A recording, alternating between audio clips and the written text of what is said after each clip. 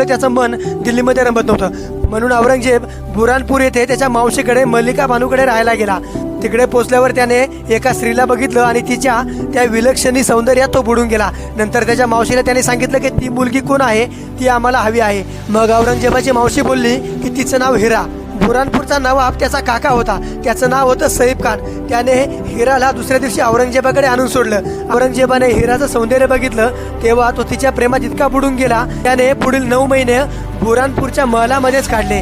काही काळानंतर हिरा ही औरंगजेबावर रुसून बसली आणि औरंगजेब तिच्या समोर गेला आणि तिच्या समोर जाऊन रडला.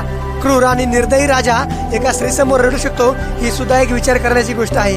नंतर आपल्या महलामध्ये काम करत होता आणि अचानक हिराची तब्येत बिघडली आणि तिचा जीव गेला. तेव्हा आल्यावर औरंगजेब अगदी पळतच तिच्या महलाकडे गेला आणि तिथे गेल्यावर त्यांनी मेलेल्या हिराला बघितलं आणि औरंगजेब पायात डोके घालून जोरजोरात रडत होता.